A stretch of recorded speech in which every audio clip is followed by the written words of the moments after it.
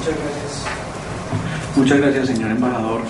En primer lugar, en nombre de la presidenta ejecutiva Ana María Carrasquilla y del mío propio, agradezco la invitación al CELA a este importante evento de discusión técnico sobre la nueva arquitectura financiera regional.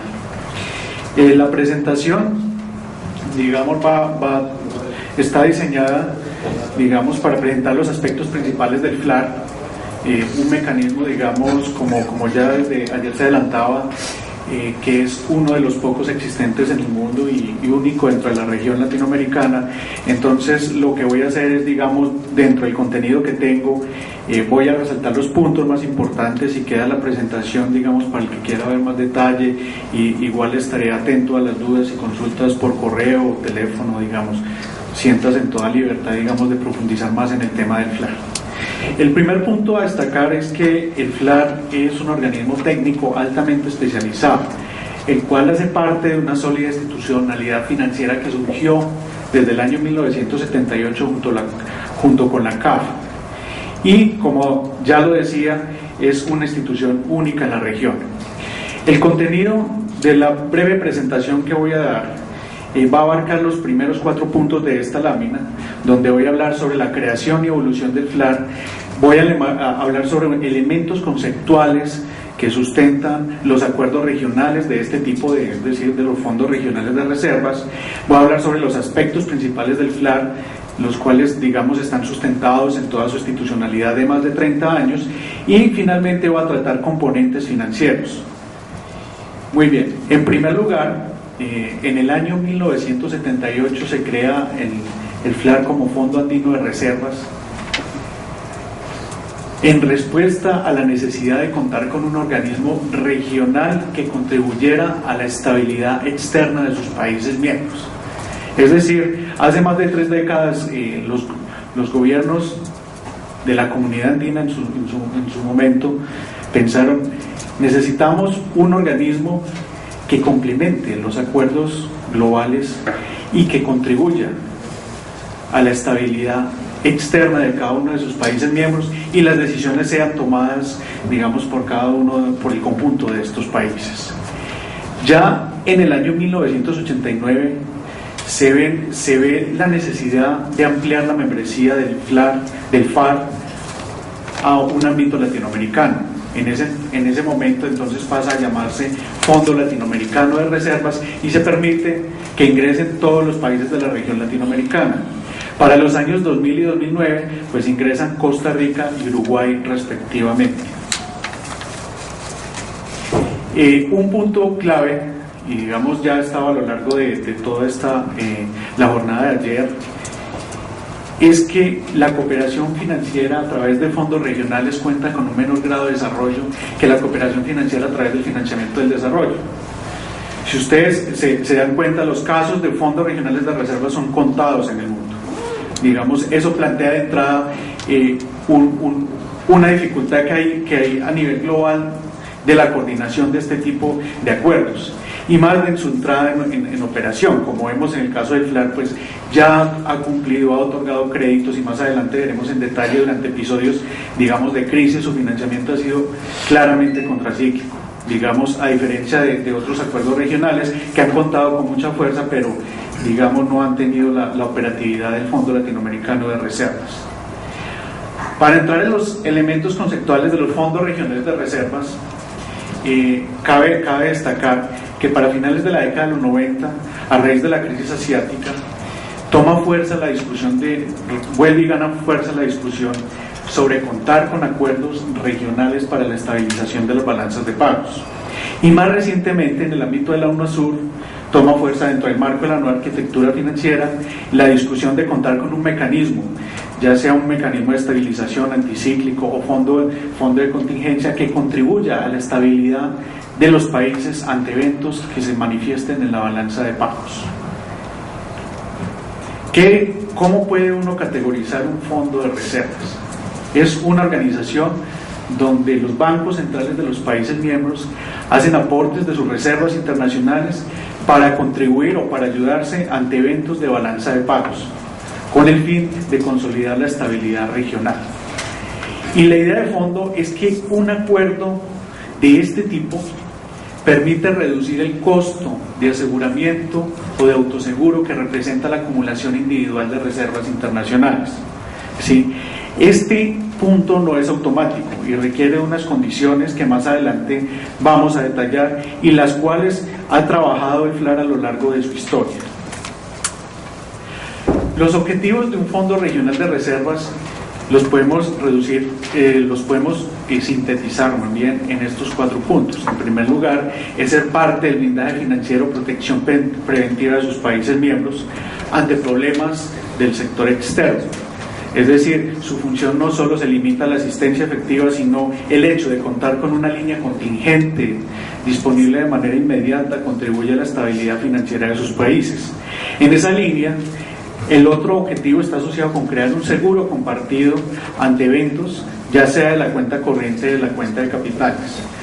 También busca estimular la introducción de líneas contingentes para limitar la susceptibilidad de las economías emergentes y en desarrollo ante las crisis financieras internacionales. Y como un cuarto punto está mejorar el manejo de las reservas internacionales. Ya les anticipaba de que no era automático el hecho de que los fondos regionales sean menos costosos que la acumulación individual de reservas internacionales. El punto es que se considera de manera conceptual que eso es cierto en la medida en que un acuerdo regional actúe de manera rápida y oportuna, en la medida en que tome ventajas de las correlaciones existentes entre los países que lo integran. Me refiero a las correlaciones económicas de los choques, es decir, en la medida en que los choques son diferentes o asimétricos, hay mayor posibilidad de explotar los beneficios de un pool de reservas. También un elemento clave es que requieran pocas condicionalidades, por lo menos mucho menos condicionalidad que otros acuerdos o los acuerdos globales existentes, y que su costo operativo sea bajo. Es decir, el Fondo Regional de Reservas debe ser eficiente. Como veremos más adelante en los aspectos principales del FLAR, en estos 4 puntos se ha trabajado a lo largo de su historia y permiten decir de que el FLAR ha representado un beneficio neto como seguro de liquidez para sus países miembros, en especial las economías de menor tamaño relativo dentro del FLAR. Otros elementos a destacar sobre los fondos regionales de reservas, en especial si se comparan con los acuerdos globales, son que estos permiten contar con un mayor conocimiento de la situación económica y política de sus países miembros. A la vez hay un mayor grado de confianza y cooperación entre cada uno de los miembros de este club, ya que inclusive esta de mayor grado de confianza, de compromiso moral, si se quiere decir así, lo clasifican como un acreedor preferente de facto ante cada uno de sus países. Y la historia, digamos, al igual que lo marcaba ahora el representante de la CAF, pues marca de que efectivamente en situaciones inclusive de dificultad del servicio de su deuda externa no ha dejado de cumplir con las obligaciones con el FLAR. Asimismo, se considera que es un complemento de los acuerdos globales de asistencia financiera como el Fondo Monetario Internacional. Y un punto final que caracteriza los organismos de este tipo es que son instituciones muy especializadas en su labor de asistencia financiera. Entre los aspectos principales del FLAR, pues en primer lugar les muestro en la siguiente diapositiva de que el FLAR es el único organismo, digamos, en su género en el ámbito latinoamericano. Del lado del financiamiento del desarrollo, pues contamos con una mayor cantidad de instituciones, y del lado pues del blindaje financiero o asistencia ante eventos de balanza de pagos, pues contamos con el FLAR, el cual es creado desde 1978. ¿Cuáles son los países miembros del FLAR en la actualidad? Son 7 países de la región, son Bolivia, Colombia, Costa Rica, Ecuador, Perú, Uruguay y Venezuela. En conjunto, estos países representan cerca de 1/5 del PIB de la región latinoamericana, es decir, estamos hablando de un monto relativamente importante. ¿Cuál es el capital del FLAR? En la presente lámina tenemos la estructura de capital del FLAR. Nos ubicamos en la penúltima línea, donde aparece el capital pagado, es de $2.034 millones, y se cuentan con unas reservas prudenciales equivalentes al 10% de este capital pagado, es decir, en total tenemos 2.237 millones de dólares. Otro aspecto al resaltar de esta estructura de capital es que del lado del capital suscrito, que está en la primera columna, vemos dos categorías de países. Países de mayor tamaño relativo como Colombia, Perú y Venezuela, que cuentan con un capital suscrito de 468.8 millones de dólares y un capital pagado, que es con el cual efectivamente cuenta el FLAR en este momento dentro de su patrimonio, es de 391.3 millones de dólares. Cada uno de estos países pues tiene igual capital pagado. Dentro de los países de menor tamaño relativo, que cuentan con un capital suscrito de 234.4 millones de dólares, encontramos dos subgrupos. De un lado tenemos Bolivia y Ecuador con un capital pagado de 195.7 millones, y de otro lado tenemos a Costa Rica y Uruguay con un capital pagado de 234.4 millones, equivalentes a su capital suscrito. ¿De qué es producto, digamos, esta diferencia? A finales del año pasado, en el segundo semestre, tanto Uruguay como Costa Rica decidieron anticipar un pago de capital con el fin de igualar el capital suscrito, muy motivado por la situación, digamos, internacional, que si bien en términos relativos América Latina ha salido muy bien librada, no estamos exentos de un choque, digamos, y entonces esta situación estuvo detrás de la motivación, y lo que se hace es aporto más recursos y tengo esa facilidad para acudir al fondo cuando la situación pueda estar cambiando. Otro elemento adicional de esta estructura de capital es que desde la creación del FLAR en el año 78 se ha capitalizado de manera continua utilidades que está generando el fondo de reservas, las cuales siempre han sido positivas. Y hay un acuerdo actualmente aprobado por la Asamblea de Representantes, que está integrada por los ministros de Hacienda y Finanzas de los países miembros, de capitalizar utilidades hasta 2019 para alcanzar el capital suscrito, el cual pues ya vimos que en dos de los países ha sido alcanzado. ¿Cuáles son los tres objetivos del FLAR desde su creación? En primer lugar, acudir al apoyo de la balanza de pagos de sus países miembros. En segundo lugar, mejorar las condiciones de inversión de las reservas internacionales. Y en tercer lugar, contribuir a la armonización de las políticas monetarias, cambiarias y financieras de los países miembros. Este último objetivo se ha desempeñado por el lado de fomentar y promover espacios de discusión que hagan referencia a las políticas monetarias, cambiarias y financieras de los países miembros e inclusive de la región latinoamericana, y que sean referentes para los hacedores de política regional. Un aspecto a destacar, el cual está muy asociado con la buena experiencia de la CAF en esta materia, es el rating crediticio del FLAR. El rating crediticio del FLAR es AA compuesto, más adelante vemos su ubicación en términos relativos dentro de la región latinoamericana, y este AA es otorgado tanto por Standard & Poor's como por Moody's. Está sustentado del lado de Standard & Poor's por las políticas financieras conservadoras, un perfil de capital y liquidez fuerte, inclusive en escenarios extremos como el del año 2008, y la expectativa de que estas políticas y solidez financiera se mantengan en el futuro. Del lado del Moody's se resalta el fuerte respaldo de sus países miembros, el estatus de acreedor preferente, como anteriormente lo citaba, y que hace alusión a las ventajas, digamos, de contar con un fondo regional de este tipo, a la sólida posición de liquidez, a la alta calidad de sus activos y el limitado apalancamiento financiero.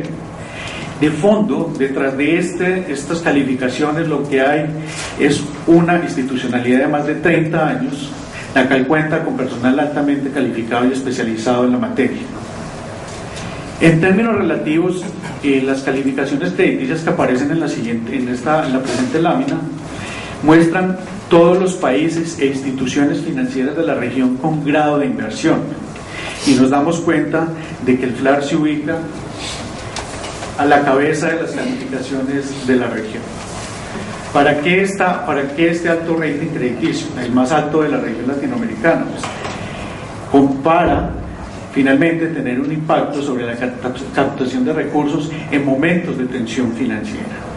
Es decir, Esta calificación, que es mucho más alta que la de cualquiera de sus países miembros, pues permite apalancarse en condiciones relativamente favorables ante ciertas situaciones de dificultad en los mercados financieros, lo cual es propio de problemas de balanza de pagos. Es decir, esa es la situación destacable y que debe ser una de las condiciones para que un fondo de reservas, digamos, cumpla con su función, o para la cual la filosofía, con la intención por la cual fue creado. Otro aspecto del FLAR son sus líneas de crédito. Actualmente cuenta con 5 líneas de crédito. Estas líneas de crédito van desde un día hasta 3 años, es decir, son de corto y mediano plazo. Dentro de las de mediano plazo se encuentran las líneas de balanza de pagos y de reestructuración de deuda pública externa de los bancos centrales, que son las 2 primeras líneas del presente cuadro. La aprobación de estas líneas es atribución del directorio del FLAR, el cual está integrado por los gobernadores de los bancos centrales y la presidencia ejecutiva.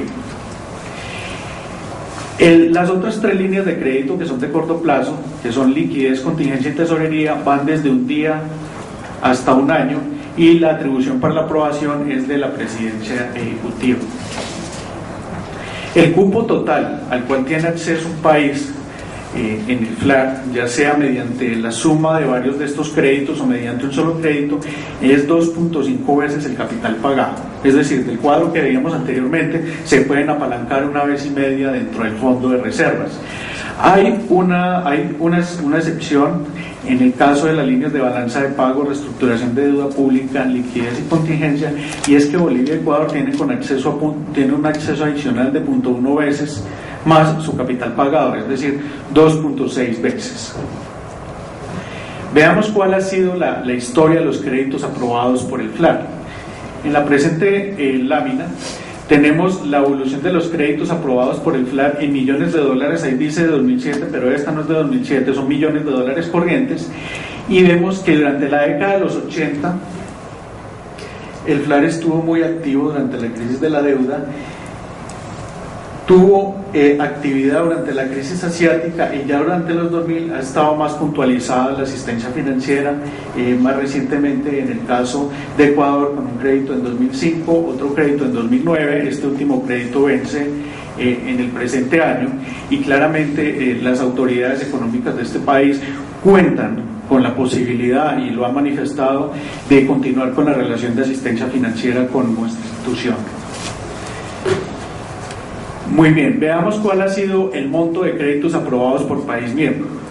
Tenemos en el presente cuadro la suma de los créditos, 100 millones de dólares de 2007, desde 78 hasta 2011, y vemos que por países, pues el país que más ha usado, digamos, el mecanismo ha sido Ecuador, seguido por Colombia y Perú, los cuales estuvieron muy activos durante la década de los 80. Inclusive Colombia solicitó créditos durante el año 1999, una sumatoria de contingencia con uno de liquidez. Por modalidad de créditos aprobados, encontramos que los 2 créditos de mayor utilización, también cifras en millones de dólares de 2007, han sido los de balanza de pago y liquidez. Esto está muy asociado a el periodo de duración de estos 2 créditos, ya que son los 2 créditos que han estado desde la creación del Fondo Latinoamericano. Y más recientemente, pues se han creado los créditos de reestructuración de deuda externa de los bancos centrales y el crédito contingente. Para darles una idea, hay un estudio realizado por Daniel Titelman, el cual hizo un análisis comparativo, inclusive una de las diapositivas que mostró ayer era más detallada y era más alusiva acerca del financiamiento del Fondo Monetario, el financiamiento del FLAR respecto al del Fondo Monetario, pero en el estudio que estoy citando acá, él lo que muestra es cómo ha sido el financiamiento del FLAR hacia los países de la Comunidad Andina, los que inicialmente lo crearon, con respecto al financiamiento que el FMI ha dado a estos países, y en promedio pues destaca que entre el año 78 y 2003 es equivalente al 60% del financiamiento otorgado por el Fondo Monetario Internacional. Asimismo, otro dato importante que está muy relacionado con las ventajas de contar con un mecanismo regional de este tipo es el periodo en que tarda la aprobación de los créditos. Pues Un dato, una cifra, es que en promedio la aprobación de los créditos de balanza de pagos y de reestructuración de deuda externa ha sido de 32 días. Claramente, después de la aprobación hay un periodo para el desembolso que ha estado muy asociado a lo que es el trámite interno de acuerdo con la legislación de cada país. Digamos, ahí hay un tema después de la aprobación que no está contabilizado entre estos 32 días para destacar, pero la cifra útil, digamos, no queriendo decir que esto no es susceptible de reducir, de hecho actualmente se trabaja en lograr reducir mucho más este periodo, es que para la aprobación de estos dos créditos se requiere reunión presencial de los gobernadores de los bancos centrales, previo un informe técnico de la presidencia ejecutiva. En cuanto a las condicionalidades para la aprobación de créditos, ¿cómo funcionan? En términos generales, lo que hay es un diálogo previo entre la presidencia ejecutiva y los técnicos de las autoridades económicas del país que va a solicitar el crédito. Este diálogo incorpora, digamos, las medidas de política, este diálogo incorpora un análisis de las medidas de política del escenario de corto y mediano plazo del país solicitante, un análisis de cuáles son los riesgos, un análisis normal, digamos, a nivel técnico, y el país o el Banco Central del país solicitante lo que hace es una exposición de sus medidas adoptadas y las que va a adoptar para corregir o atenuar los desequilibrios en la balanza de pagos.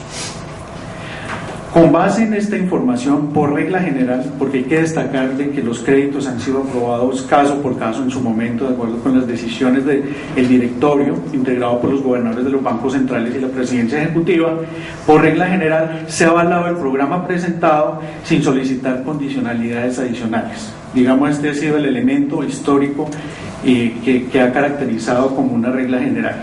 No obstante, es claro que hay situaciones específicas, digamos, de acuerdo con el caso y la circunstancia que se esté analizando.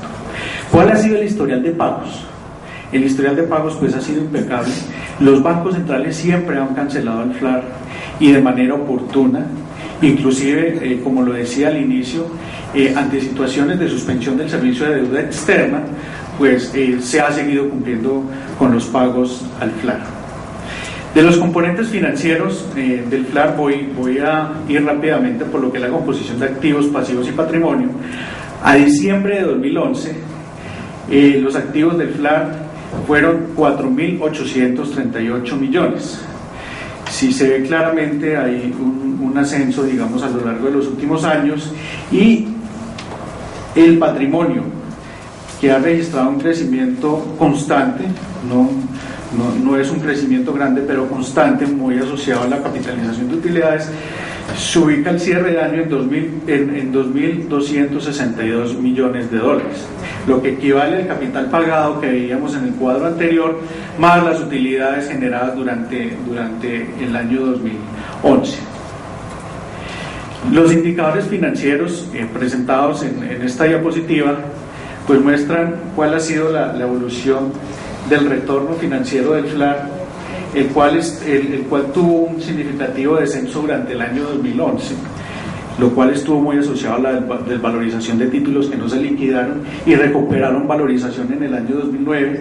Igual cabe destacar que durante el año 2008 sigue siendo positiva la utilidad del FLAR, y vemos que hay una recuperación durante el año 2009 significativo, y posteriormente pues registra un descenso muy en línea con lo que es la gestión de reservas internacionales realizada por el FLAR, y la cual está en línea con los parámetros generales que le hace o al que hace referencia el directorio del FLAR, que está integrado por los gobernadores de sus bancos centrales. Otro elemento a destacar, y en el cual el FLAR ha estado muy activo en cumplimiento de la mejora de la administración de reservas internacionales de sus países miembros, es que el FLAR presta servicios a los bancos centrales y otras instituciones financieras de la región, es decir, recibe depósitos de corto plazo, depósitos a plazo, ha emitido notas de cero cupón, también realiza una administración de activos y fideicomisos, y presta servicios de asesoría legal, financieros, de gestión de riesgo y operacionales. La idea es que el FLAR también brinda capacitación a los bancos centrales e instituciones oficiales, no solo de sus países miembros, sino de toda la región latinoamericana. Veamos cómo ha sido la evolución de los depósitos. De los depósitos, aquí en la diapositiva los depósitos no lo muestra la barra azul. Al cierre del año 2011 fueron de 2.559 millones de dólares, y vemos que si uno traza un comportamiento de mediano plazo, pues han sido significativos. Y el aspecto a destacar es que la determinación de este nivel de depósitos, el nivel de depósitos administrados por el FLAR, está en función de su capacidad instalada para administrar recursos de los bancos centrales e instituciones oficiales de la región, en línea con los parámetros y decisiones del directorio, es decir, de los gobernadores de los bancos centrales. Es decir, qué nivel de recursos es confortable para manejar tanto a nivel de riesgo de crédito como de liquidez por parte del FLAR. Digamos, ahí hay una determinación muy clara, y la demanda ha sido, digamos, significativa por parte de las instituciones financieras de la región, y es considerado de algún modo un safe haven para estas instituciones. De hecho, el FLAR ha estado en crecimiento, y un FLAR mucho más ampliado permitiría recibir mucho más recursos en todo momento de las instituciones de la región latinoamericana. En cuanto a servicios de asesoría, pues uno encuentra que en cierto momento, que sería 11, 10, 9, 2008, en cierto momento fueron muy altos. La idea es que se recibe activos en fiducia y se capacita al personal técnico de las instituciones, y en la medida en que el personal técnico de las instituciones ya está en capacidad de administrar los recursos, estos portafolios ya se dejan y son administrados ya de manera autónoma por cada uno de las instituciones, digamos, que se han acogido a este plan. Entonces, muchas veces los descensos corresponden a una situación de este tipo. Rápidamente voy a ir a lo que son los parámetros de inversión de las reservas internacionales del FLAR, y pues los principios son los mismos de la Administración de Reservas Internacionales de los bancos centrales, como son seguridad, liquidez y rendimiento, en su orden de importancia. Un elemento clave, si se piensa en crisis de balanza de pagos, es que los recursos deben estar invertidos en mercados que guarden una baja correlación, deseablemente correlación negativa, con la situación económica de sus países miembros. Me hago entender. La lógica con la cual se han invertido los recursos es con la de que cuando se requieren los recursos para asistencia financiera ante eventos de balanza de pagos, no debe haber una pérdida de valor de estos recursos. La idea es que es deseable inclusive que hayan ganado valor y sean fácilmente liquidables, y se pueda brindar una asistencia financiera a un bajo costo para los países. Digamos, es un elemento clave el cual ha estado presente a la fecha, digamos, en el proceso de administración de los recursos del FLAR. También se buscan que estos mercados sean líquidos y profundos, con bajos costos de transacción. Por las mismas razones se buscan, digamos, una alta calidad en los títulos, lo cual es valorado por las agencias calificadoras, y a la vez tiene un impacto sobre el rating crediticio y a la vez sobre el costo de apalancamiento del FLAR. Luego, en línea con este elemento, está un perfil de riesgo moderado en términos de duración y plazos. Veamos ahora el elemento relacionado con las emisiones en mercado internacional. Actualmente el FLAR ha hecho 2 emisiones, no es un emisor frecuente como es el caso de la CAF. Estas 2 emisiones han sido para ver para marcar, digamos, un nombre en el mercado y ver cuál es su situación de financiamiento. Y lo que uno resalta de estas 2 emisiones en el año 2003 y 2006, por 150 y 250 millones respectivamente, es que el FLAR se puede financiar en condiciones relativamente favorables con respecto a sus países miembros. Entonces hay un elemento con el cual se dispone. Actualmente no hay una emisión vigente. Del análisis y de las reuniones, inclusive con directorio, se ha planteado en la actualidad el FLAR no necesita, digamos, recurrir a mercados financieros para apalancarse. Luego esa opción está disponible, pero en la actualidad no hay, digamos, una emisión de este tipo. Un elemento para finalizar es cómo está constituida la gobernabilidad del FLAR.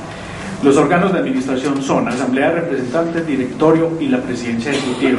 La Asamblea de Representantes está constituida por los ministros de Hacienda o Finanzas, el directorio por los gobernadores de los bancos centrales y está presidido por el presidente ejecutivo, que tiene voz pero no tiene voto, y a su vez la presidencia ejecutiva es el órgano técnico del fondo, representante legal, y es electo por un periodo de 3 años con la posibilidad de ser reelecto. Un elemento a destacar es que el FLAR cuenta con una Secretaría General y 5 direcciones, y todo el talento humano es latinoamericano y su planta es de 52 personas, es decir, este conjunto de activos que acabamos de ver es administrado en conjunto por 52 personas que pertenecen al Fondo Latinoamericano, contando todos sus funcionarios. El sistema de votación, cada país tiene un voto y una silla, con los países hacen aportes de acuerdo con su tamaño económico.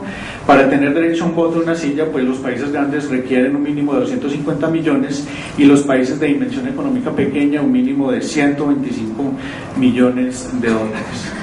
Muy bien, hay más elementos sobre inmunidades y privilegios del FLAR, los cuales se asemejan a los de un banco central, inclusive en Estados Unidos. Digamos, en términos generales podríamos detallar mucho más que esto después de esta presentación o como cada uno de ustedes desee. Pero el mensaje claro a nivel de comentarios finales es que el FLAR es un organismo técnico altamente especializado, el cual hace parte de una sólida institucionalidad financiera que surgió inicialmente al interior de la comunidad andina, pero que hoy día ya tiene una cobertura latinoamericana con más de 30 años y que está en pleno funcionamiento. Goza de un respaldo de sus países miembros, a quienes les ha reportado un seguro o un beneficio neto como seguro de liquidez. Como les anticipaba, esto digamos es más relevante en el caso de las economías de menor tamaño relativo, y si dentro de estas economías hay economías con estructuras económicas más volátiles, pues ha sido mucho más útil.